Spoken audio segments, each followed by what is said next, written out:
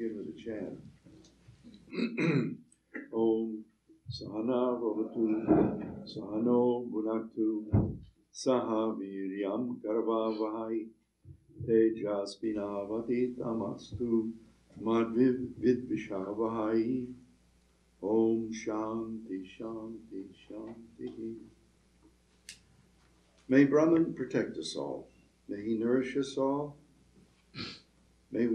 May our study be productive and fruitful, and may we be at peace with one another. Om, peace, peace, peace be unto us all. Of course, this is a typical prayer, a Vedic prayer, because they're very universal. That's what's so beautiful about them. In India is that you can tag other ideas onto them. You could put other ideas onto them, but fundamentally, the primal Vedic prayers are all very universal and all-inclusive. And that's one of the characteristics of what we're talking about today, which is Vedic spirituality, its vitalizing presence, not only in the world, but in the universe. It's kind of an extravagant thing to say that a religion or a spiritual technique or a religious policy is so inclusive that it takes in the whole universe. And all religions say this. This is a claim all religions make, that somehow their religion encompasses the whole universe. And it's a very legitimate thing because spirituality is very primal to everything. So we sort of sense there is a primalness about spirituality that does or has to account for the whole universe. Obviously, God created the universe, and so it's implicit in all religions. Well, what's so unique and special about Vedic spirituality is that it doesn't attribute its policy, its approach, its view, its manifesto, its metaphysics, whatever you call it, to a historical event, to a religion as we know it, an institutionalized religion. It has nothing to do with these things. It works off of principles and processes. In other words, once you start analyzing it, you discover that there are fundamental laws, spiritual laws in the universe, and that is what's so unique about India. You see, all of my lectures nowadays are very generalistic. I'm not going into specifics. Bhakti Yoga, later on I will, but I'm building up a whole thing here of my foundation because I had an opportunity to do that since I haven't been lecturing a lot. So I was able to pull back and reassess everything and start putting it into a sort of order.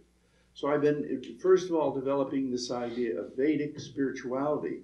And here it's about its vitalizing presence. It's vitalizing. Now that's, again, a statement all religions make. But what in India, what they figured out was that this underlying spirituality is tagged into everything else. It's really literally rooted. Everything is rooted in an underlying spiritual presence. So and that this presence has no definition to it, purely transcendent. This is a word they all use. All religions talk about it this way. But what's so unique about this Vedic approach and why it's so vitalizing is because it not only embraces this policy of universality, but when you start examining all of the historical people in India, and the world for that matter, because you can draw from anything with this Vedic model. You can draw from anything you want. But you start finding that there are laws, and there are consistent laws, and it's not a model of myth or of dogma. See, it has no dogma to it. It asks you to analyze your own life, analyze the world situation, and you will discover that these processes that these old Vedic rishis, seers, revealed are working everywhere. They're working literally everywhere, in everything. So once you start recognizing that, it doesn't ask you, see, to give up Christ, Krishna, Buddha, whatever you may be worshiping. It's very meaningful to your heart and soul, deep down inside of you. Those are profound things that can't be touched. That's your wellspring, your own personal wellspring of strength. Vedic spirituality does not touch that. It just empowers it. And that's what's so unique about it. What's so exciting about this potential is that once it starts to align itself to the modern world, and the modern world wakes up to this larger potential, everybody is going to add to it in all sorts of vital ways. But the principles and the processes and the practices will remain the same because they're very universal. No hidden agendas. It's all out there in the front. And anybody who wants, as I say, to come to it through Christ or Krishna or whatever it is, they can come to it in that way. Or if they want to transcend it, or if they're atheists, they can say, I don't want to have anything to do with God. And this Vedic model says, okay, that's fine. It's still, the principle is there. And the drive within your life is always for greater freedom, greater love, and greater peace. Now, if you look at those three simple things, they're a formula of Vedanta, that runs through all religions. All religions promise you peace, profound peace, solar peace, the peace that passeth all understanding. And they also promise you freedom, freedom from the world, freedom from pain. And they also practice and preach love, unity. Well, those are the three principles that run through physics, as John Dobson pointed out in his early days when he was teaching. And they're the three principles that run through all religions. And they're the very three principles that I'll talk about in other future lectures that run through the very mechanism of change that goes on in our human mind. See, we're always evolving. We go through experiences. We take on new jobs. We hear about the transcendent. We all do. And then we turn to it and we have maybe an ecstatic experience. And something changes in our life. And suddenly we're awakened to the fact that there is this higher truth that's active in the universe. And we've labeled it maybe Christ or Buddha or Krishna or whatever it may be. But we're suddenly stunned by this new fact. But what Vedic spirituality says is that that's operating within everything. It's working within everything. And so when you're given this new formula, and that this movement of the mind as it explores the world is always shifting and readapting through these three forces that I mentioned. Peace, love, and freedom. So we're always seeking we always want greater freedom. I don't care where we are, who we are. The world is filled with cul-de-sacs, walls. We're always running up against cul-de-sacs. The President of the United States is in a cul-de-sac. They all are, all of the presidents.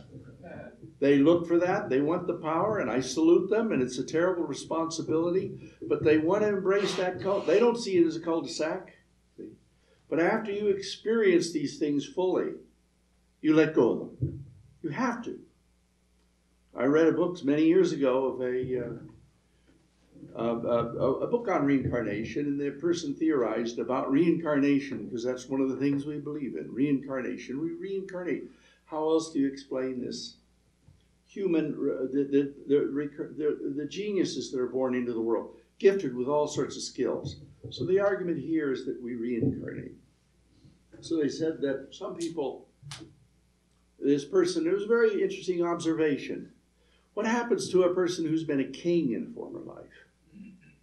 They've gone through being a king. Maybe on their deathbed, they looked around and said, I don't want to do this anymore.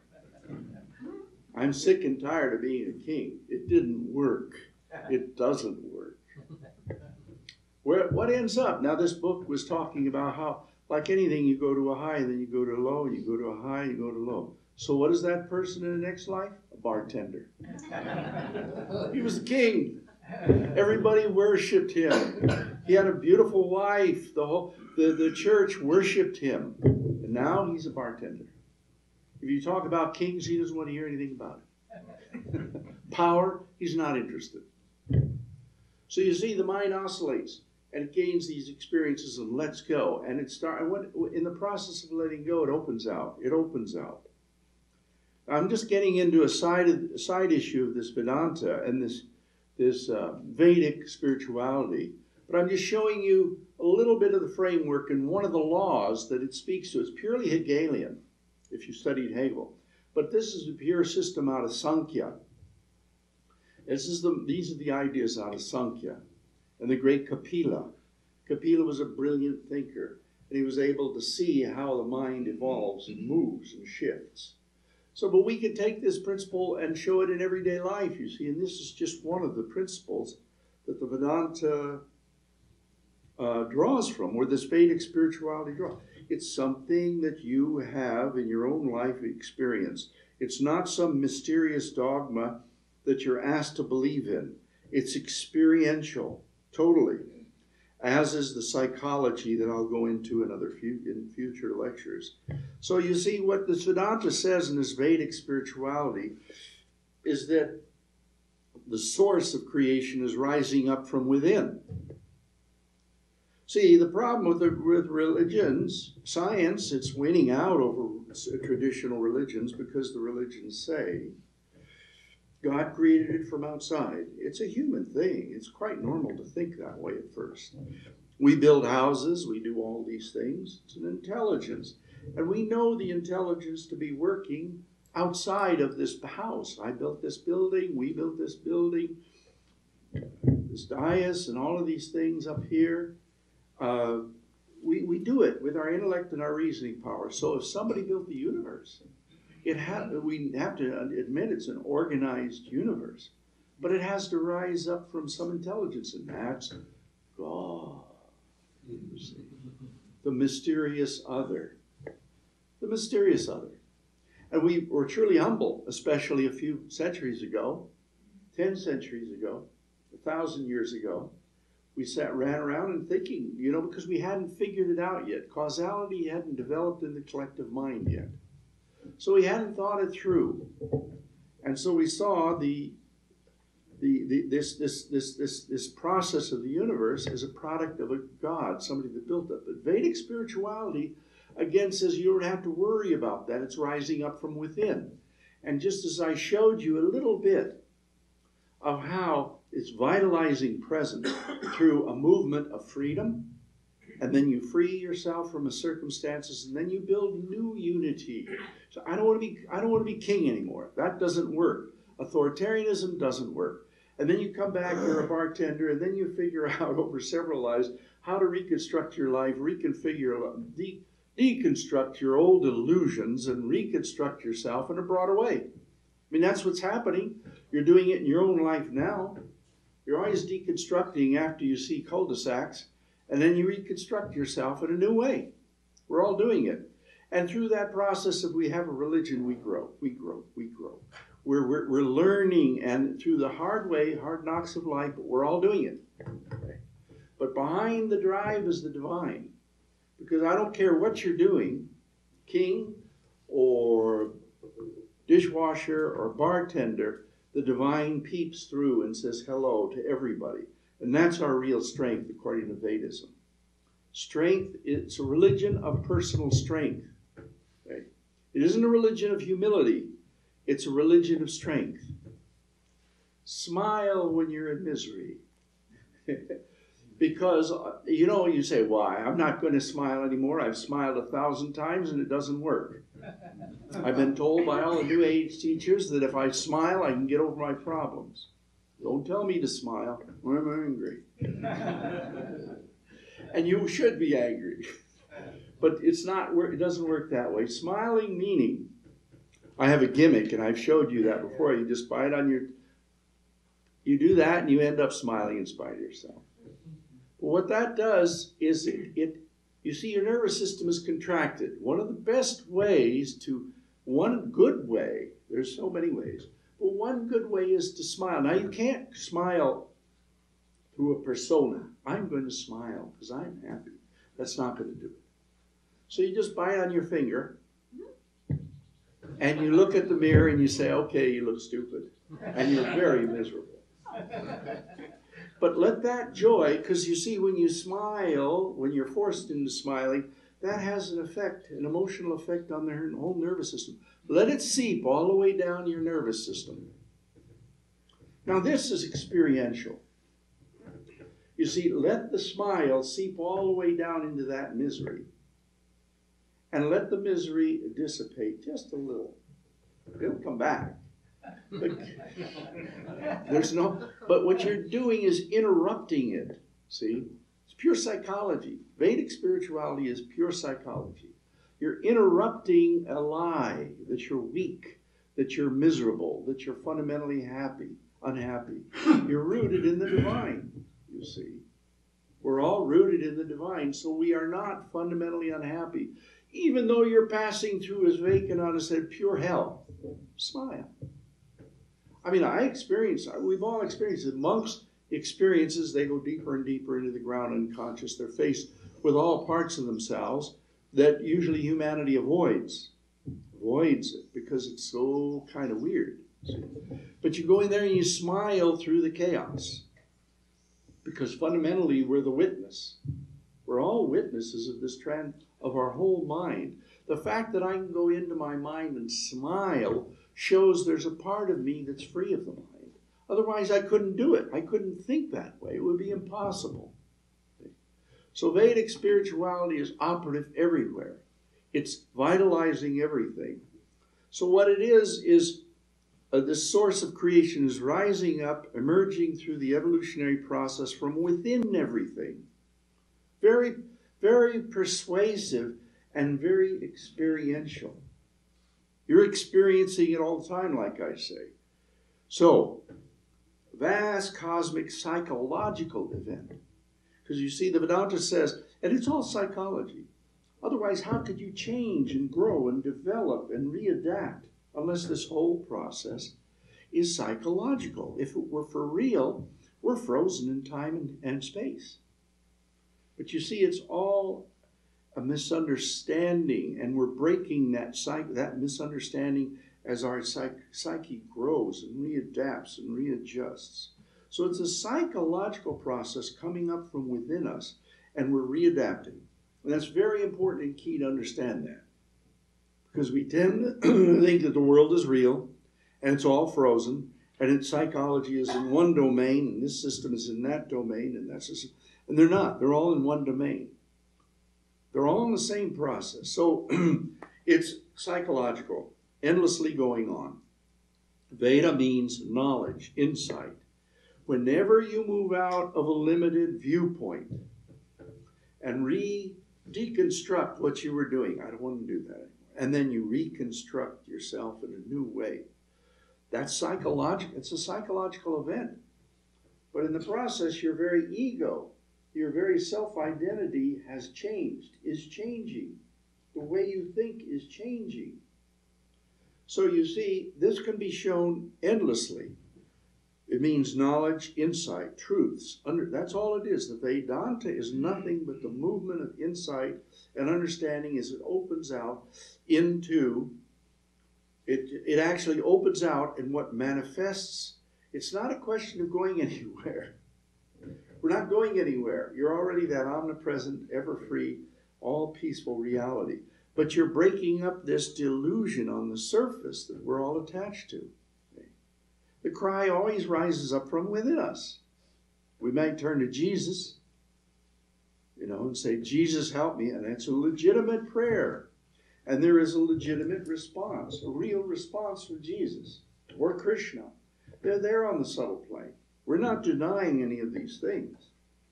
But ultimately, your cry rises from the fact that you are Jesus-like. You are Krishna-like. The very fact that you can relate to them shows that you have, in a very primal place, Vedic spirituality says, is that you are Krishna-like. So when you sit before a shrine with Krishna or Ramakrishna, who was able to entertain all these things, he was able to look at anything and fall into a higher ecstatic state. See, he was able to see that ultimate meaning in and through everything. That Vedic, the ultimate reality, this underlying reality that's gradually manifesting. So it's always about grasping what is real, going on in the moment. See, when this person was a king, it was a very real world. Very real, very tangible, and very concrete, and he knew he could get results out of it. But the results he got were limited, terribly limited. It was a cul-de-sac. It was going nowhere. So when he died and he was lying on the bed and he was surrounded by other powerful people and their candles burning, and his wife was very powerful, and the head of the church was standing there and everything. And here he had all his power, and he sees he's passing away, and he says, "This is insane. This is all insane." So the whole mind continually shifts in this way and reconstructs and gives up the past and moves into a new identity. And this shifting of identity is always a letting go and a reconfiguring around a wiser way of approaching the world, a new kind of unity. From a bartender, he goes on and starts figuring out how to live in this world with a little more peace, love, and freedom. He's not thinking of that up here. But the very guts, our very substance says, how can I become more peaceful, loving, and free? Okay? It didn't work as a king. So that's what's going on.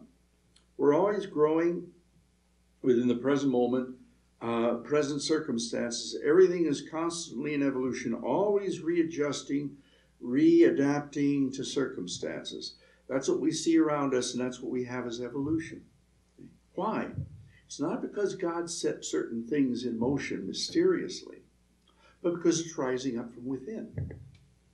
So we can go into the whole process, which I hope to do in the future, but I'm talking about here, Vedism, the vitalizing presence, that it's a religion, but it's also a spiritual approach and a metaphysics and a philosophy and everything else in the psychology, however you want to use it. So it's a false identity thing. We're running around with false identities. Our identities don't work. They're miserable things. I don't like my little identity. None of us do. I want to get out of this little identity. Christ, Krishna, they're rooted in the divine. They're cool. That's a nice way to live your life, you see. That's a nice identity. Now, if I achieved that right here and now in front of you, or any one of you did, I'd still be talking the way I'm talking, but of course I'd be exuding enormous spiritual power, right? And you'd all get down on your knees. I mean, if it was a Christ power, you'd all get down on your knees and say, or Krishna or whatever. So you see, it's just a question of power and the manifestation of that, but the personality remains the same, but now it's radiating this thing, so it changes the personality too. So we're all kind of hues of this one light, and we're all expressing it in different ways. Endless fields of experience, everything diversifying, fundamental principles or laws are prevailing though. That's the one experiencing itself in endless ways. This is the one reality doing that. It's doing it. You may ask, why in heaven's name? I don't think you would, because it took me 20 years maybe to start looking at this part of it. Why would the one want to become many? You see, there's so many, whatever system, I know I can drive us all crazy right now. Not really. You see, whatever system you take up, I don't care what it is, it's going to end up in a free-for-all, and everybody's going to get confused. God created it. What? God, the all-loving presence represented in Krishna and Christ and all the great souls, Buddha, he created this hell? Okay. It doesn't make any sense, right? So you say, I don't want to have anything to do with religion because it's insane. It doesn't make any sense. Well, I'll give you another model, the Vedic model. That the one reality, which we all are, has, you see, if you were just one reality and nothing else, you wouldn't know you existed. You'd have no way of knowing you existed because you have no referent point. We all exist because we refer to everybody else around us. We have referent points. Take away those referent points, you don't exist. Now the one, reality, truth, transcendence, God, existence, whatever you want to call it, Brahman, is pure existence. But in and of itself, it doesn't know it exists. But what happens, seemingly to all appearances, we witness it in physics, is that it's affirming itself somehow. This is John Dobson. I just elaborated on John Dobson's idea, if some of you have studied him.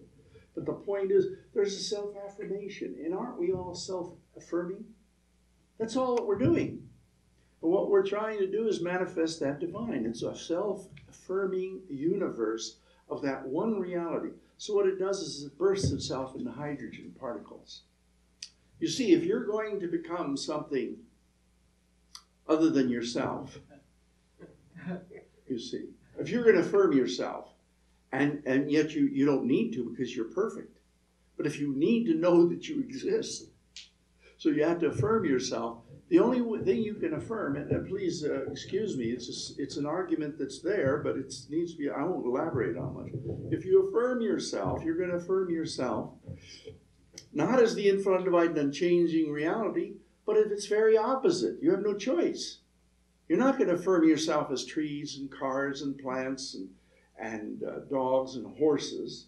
That isn't what happens. Science shows us that the primal affirmation that takes place is as hydrogen particles. Now, what is a hydrogen particle? It's not infinite. It's the most finite thing in the universe. It's not undivided. It's the most isolated thing in the universe.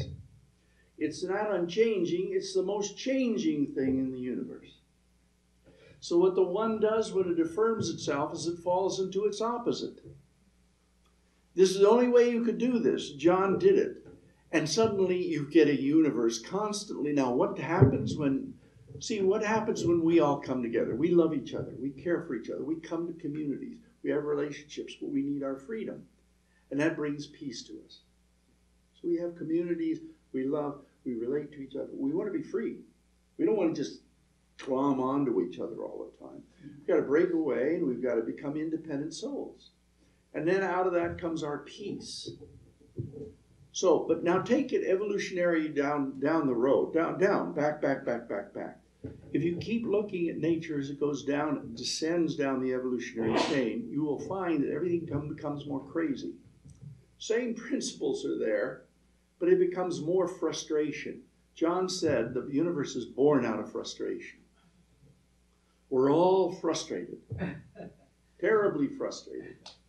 We can't seem to find that place within ourselves that brings peace, love, and freedom. We're frustrated. Now take the universe down in its evolutionary chain, and you'll find that everything is more and more frustrated until you get to hydrogen. Wow, that's frustration. They come together and they form sun systems, and those sun systems are unimaginably the hunger for unity. Not what we're doing. In the evolutionary chain, we've evolved up. But if you look back in the history of evolution, you get down more and more, and everything is glomming onto everything more and more until there's complete insanity. You get down to the primal levels, and the hydrogen forms the heavier elements. But in the process, oh my God, and the explosions that take place. And eventually we're going to be gobbled up in, if you go on a science channel, we're going to be gobbled up by these black holes, you see. They're just waiting out there to consume us. And we will be. This planet will. And it's a whole other issue, you see. But the thing is, Vedism can do this. It gets away with all this stuff and makes sense out of it.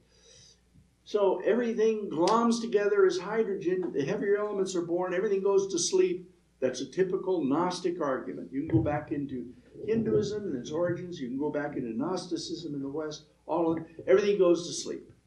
The universe sleeps. God sleeps, as they say, as the elements. And then the plants, it starts waking up in dream world. And then in the instinctive world, it wakes up a little more.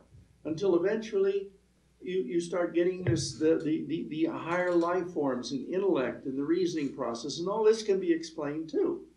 It's all moving in that direction. So, and how all of these factors within us are there. It's a whole study. But they thought it through. Kapila thought this through in his Sankhya. But I'm just giving a simple model of this, how everything unfolds out. And you can see where it's very intense initially and very crazy.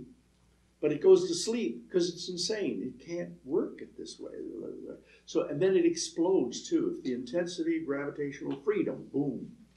I'm free. I'm not going to stay bound by gravity. This is no answer. And so the whole thing either forms the heavier elements and the processes go on, but eventually there's an explosion. And then there's a kind of peace that comes about by that. But the point is that these three forces are acting, the three gunas are acting within everything. And you can see it. So here is a way of tracing back creation to the origin. But it's happening within nature, and we recognize the processes that are going on in us. We can trace them back down to the evolutionary chain. You can go down the evolutionary chain and you'll see the very urges that you have are there, but in a more intense, more unconscious, more asleep way. Go to the animals. They want peace, love, and freedom. Our dogs love peace, love. Our cats love peace, love, and freedom. They all have their way of coming at it, but it's gradual. So it's the self-affirmation going on everywhere within everything. Now, we needn't dwell too much on nature at large because it's a pretty awful thing to think of. I mean, not really. If you're a scientist, you're right in your home. But the point is, we want to think of Christ. We want to think of Buddha. We want to think of Krishna. We want to think of all the great souls and where we're at the evolutionary chain. Because we're in the models of unity and freedom and love that we embody are embodied in these great religions, not in this slow, arduous process of breaking out of nature. Slow, arduous process. Now, it's all asleep, pretty much. So it's not as if it's in suffering. It's a suffering universe. It's also got its bliss and all this. You can go into that and how bliss arises and whatnot. But the point is, I'm just trying to show you how you could take a simple principle of creation, and usually the idea is that God created it. Well, intelligence did, but we are that intelligence. And as your delusions fall away, as our delusions fall away, we start sensing ourselves as omnipresent. We are that reality. So everything falls away more and more, and we start recognizing our inner strength. So this is Vivekananda's model then. All I'm doing is elaborating on Vivekananda's model. One little principle it lays down, and that, the Vedanta claims, is to be found in every religion of the world, that humanity is divine. That all this which we see around us is the outcome of that consciousness of the divine. Everything that is strong, now this is a whole new approach. Not sin.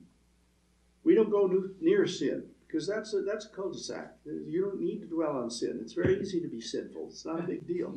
Everybody is sinful in one way.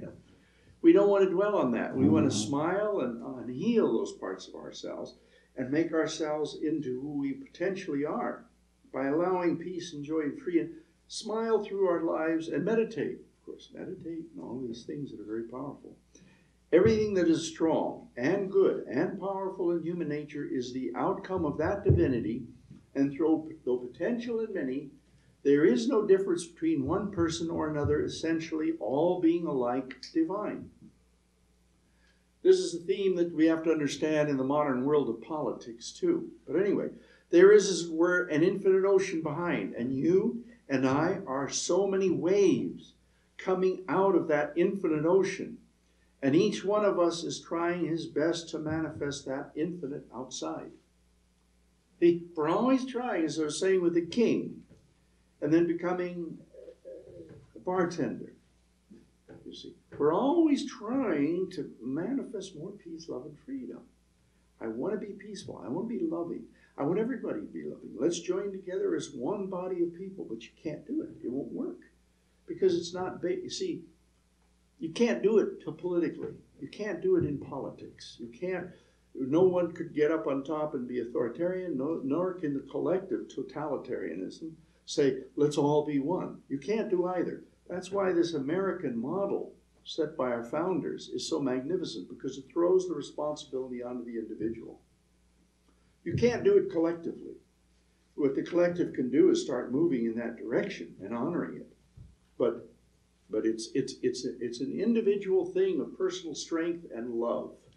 See, and it comes out of that. So it's a religion of strength, trying to best manifest that infinite outside. So potentially each one of us has that infinite ocean of existence, knowledge, and bliss as our birthright, our real nature.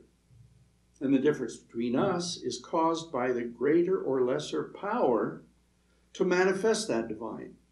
The greater or lesser power. See, it's a question of how we hold generalities. Can we come to the universe with a large generalization, love, openness, caring, And do it genuinely. Not with anger or anything like that. Genuinely out of love and peace, like your exemplars, Christ and Buddhas and all of them. See, they were very individual, and yet the masculine and the feminine were balanced perfectly in them. What we're seeing in society, American society, is the swing between the masculine and the feminine. Masculine and the feminine. Everybody's trying to get hold of those two things. In the great souls, they move through life, women and men. A lot of great women in the world who are great, very powerful saints. They have a very masculine side to them. They're very self-sufficient if they're awakened, but they're very feminine and caring and loving too. So the two sides are there. And our real nature and the difference between us is caused by the greater or lesser power to manifest that ability to be the divine, to be unified and yet free and independent. See, it's a whole other approach, but it's something that is working in all of our lives. It's experiential. It's empirical, not on a physical level, but on a psychological level. It's totally experiential or empirical. Okay. So, therefore, the Vedanta lays down that each individual should be treated not as what he or she manifests. Because some of us have very lots of power intellectually. Others were very emotionally integrated and stable. Others are kinesthetically, we can do things with our hands and everything powerfully. So we all have contributions we make. And we're all awesome in that way and very important. But it lays down that each individual should be treated not as what he or she manifests. All of you out here, you're all exceptional in what you're manifesting. You all have exceptional gifts. But we're not to honor you in that, because what that ends up with is privilege. The danger of privilege. Vivekananda was very much against privilege. And that's the American issue. Become great, become successful, earn money, do whatever you want. It's fine. There's nothing wrong with that. But no privilege for anybody. Very delicate thing. It's something that has to be worked out. Privilege. Because I have more money, I'm going to take control of your life. See, that's very un-American. Very un-American. We get very upset with that. But we don't have a model that explains it. This Vedic model explains it. No, just because you're better than me in that way, I have the potential within me too. I have that divine potential. I have that awareness within me that's ever free, omnipresent, and unchanging and peaceful. And that's going to give me this, if I apply myself, I'll have the same power to manifest what you're manifesting. Don't rise at my expense. See? And that's what every culture does. It rises at the expense, the people in power, of the others. And that's a very un-American thing, as we all know, and that's where we get passionate. Because it's a spiritual, collective spiritual event going on. So we get crazy. We're polarized now. Democrats, Republicans, we're all fists. You see, it's all fists nowadays. So, what he stands for, you see, not what he manifests, but what he or she stands for. So we come to each other lovingly. One person may be deficient in an area I'm sufficient in. But that doesn't mean, see, the spiritual love is still there. The Christ love is still there. You could still use the Christ love. But now you have an explanation. You have a rational explanation. I'm not going to toy with that person's potential. I have to honor it and evoke it. That's my responsibility, especially as monks in the monastic order, but everybody. So you're going out there, but you're manifesting it. You're doing it not because Christ told you.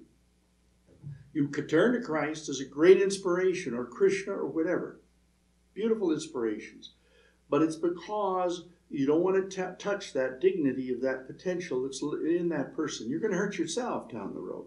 So you want to honor and invoke that in the other person by educating them, by doing whatever it needed in order to get them beyond their cul-de-sac. Their cul-de-sac. And what he or she stands for, each human being stands for the divine. Whole new approach, you see. A whole new attitude. And it applies to everything. And this is, again, a very American thing. Very American. We Americans go crazy over this. It's not as good in Europe And English can't do it. In India, I find they don't want to do this. I find all over the world, these are monolithic societies from the past, and they've kind of rooted in the past. It's just uniquely, he gave this in America. It's uniquely an American quality. And everybody comes here from other countries because they want to participate instinctively in this magnificent act of freedom.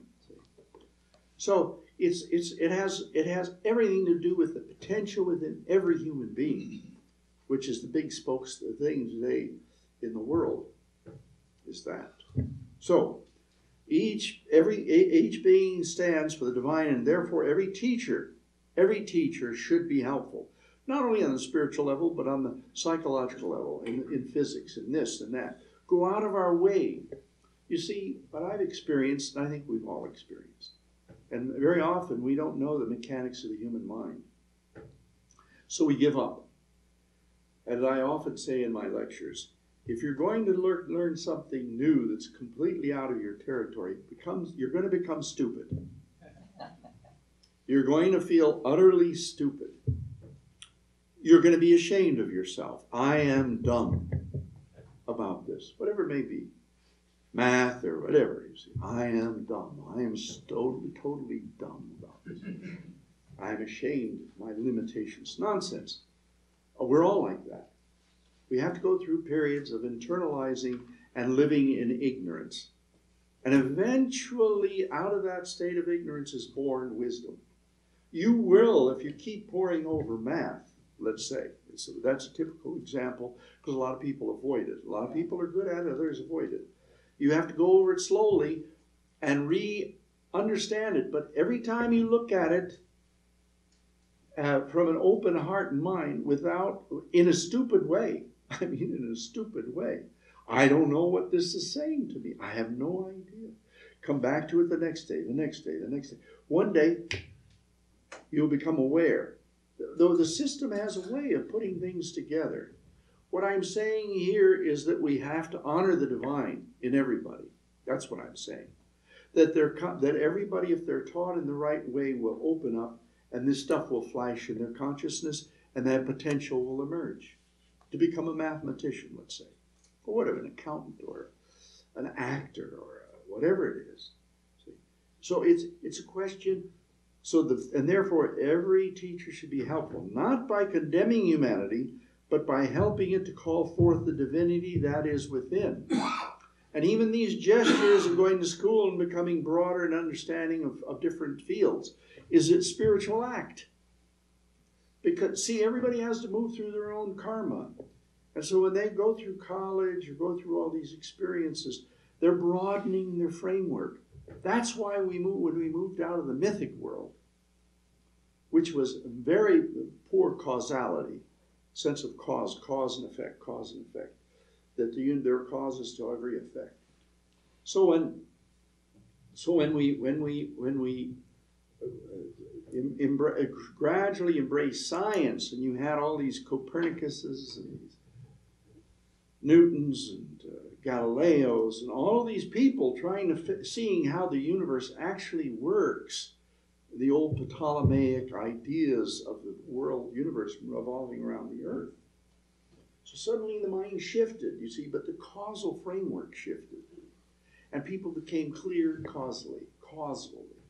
Now this causal power, as it develops within the mind, frees it up and gives it the ability to think abstractly, and eventually it gets beyond the superstition of a God that created the universe. And it comes to the realization that it's rising up. What I mean is the mind becomes capable of understanding these processes from a scientific causal environment, suddenly. So what we need to do is educate people. That's part of the process of evolution and of healthy education, is informing the world through all these gradations, along with a spiritual practice, along with some spiritual practice. So, this is how I'm going. See, I've stayed on the first page of my very large lecture here. I protect myself with all sorts of. Then I looked down and I said, where am I now?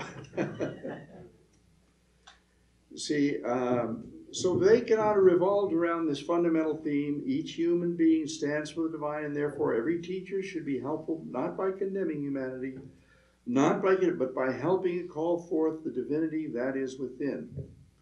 So we're not used to thinking this way. We don't have a mystical, metaphysical basis to it. Every time you figure out a new thing and you go, aha, 6 months ago I couldn't figure out basic math. Now I can. Oh my God, it's not that difficult at all. It wasn't difficult at all. It was very simple. And now I can move on to something even more abstract.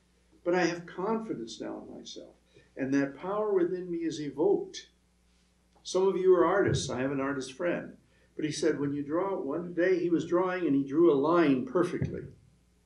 And suddenly the magic occurred within him. He said, I can make millions of dollars now. I have the capacity to make millions of dollars because I can draw the perfect line. See? But it took time. It took time. It took time. And then the magic occurred. And this is the case with everybody. But what it is an opening of consciousness, a freeing up of consciousness. And Vivekananda gave this model, but it works the best here in America. And America is the representative for the world. We have a real responsibility to embrace this Vedic spirituality.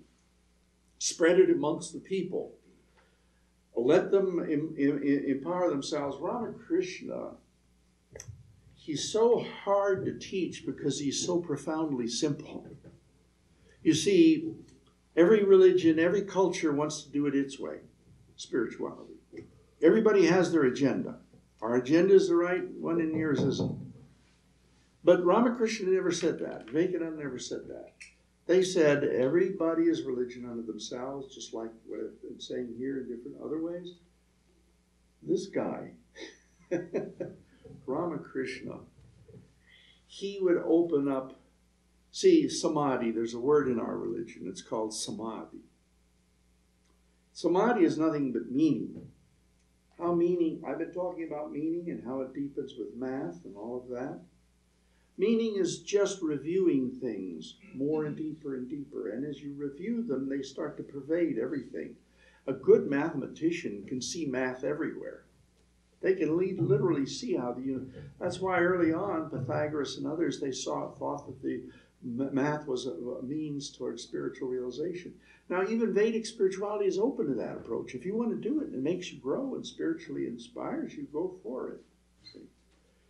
But the meaning is always opening up.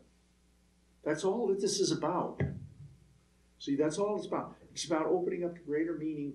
This guy and Christ and all of them, but he was so unique, Ramakrishna, and that's why he's so hard to teach now, is that he could open up to the meaning of, he never touched math. He'd get confused with math, totally. He just lost. He lost.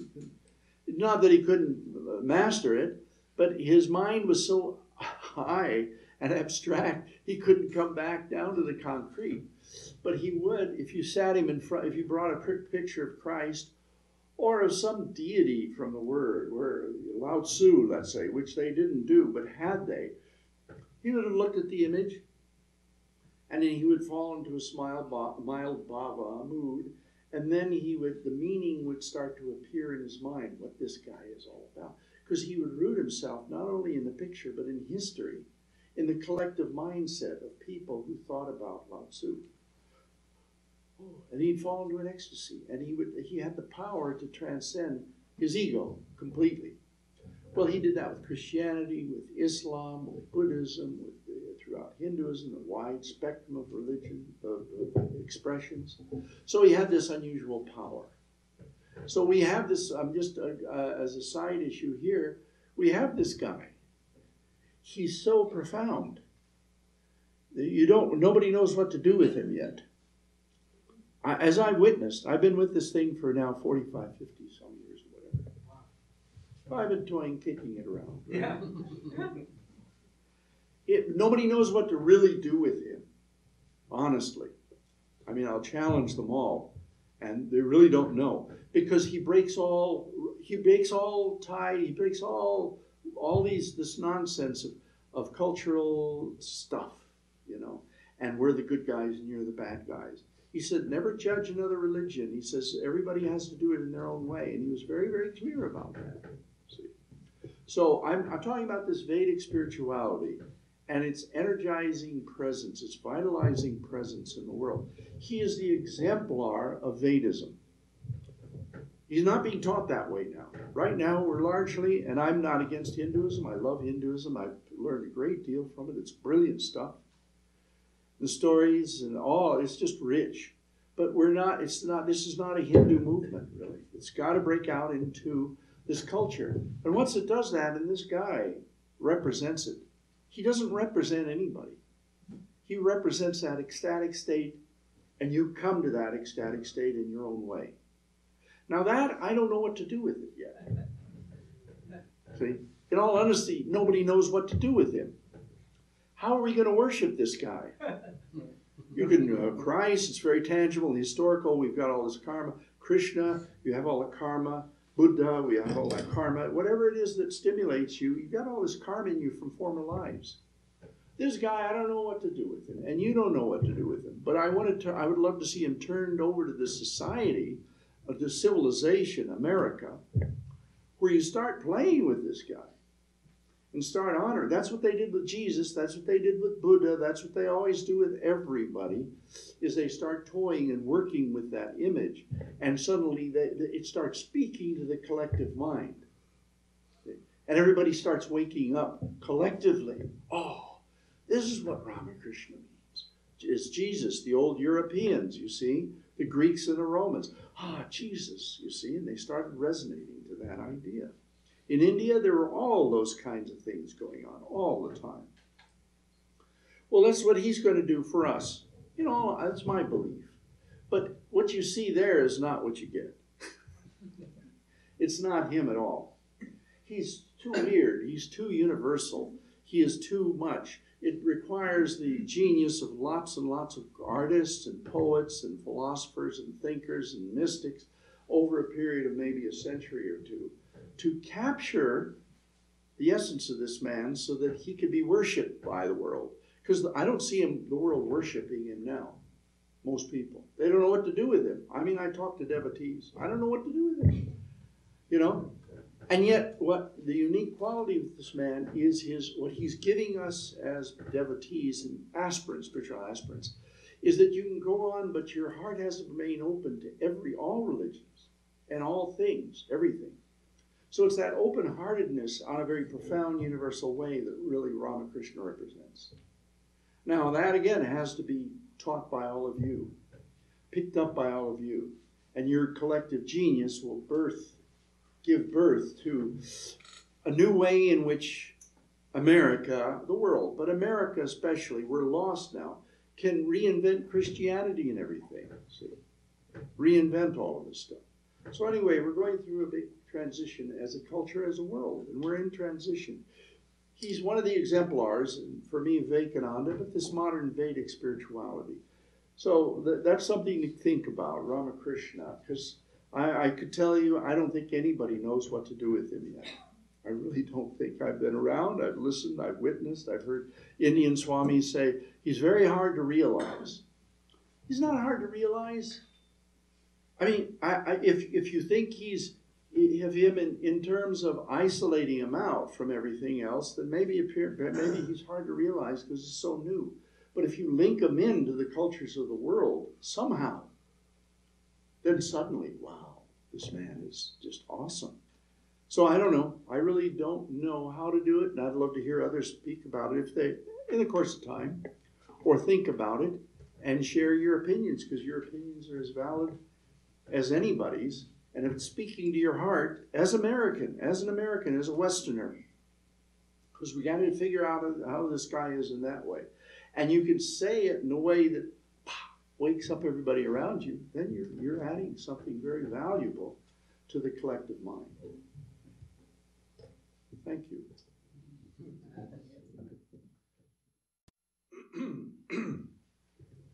Om Asatoma Satgamaya Tamasa Soma Jyotirgamaya Mrityurma Amritam Gamaya Avir Moeti Rudra Yakte Dakshinamamukam Te Namam Pahai Nityam. Lead us from the unreal to the real. Lead us from darkness unto light. Lead us from death to immortality. Reach us through and through ourselves, and evermore protect us with thy sweet, compassionate face. Oh, peace, peace, peace be unto us all and to all living things.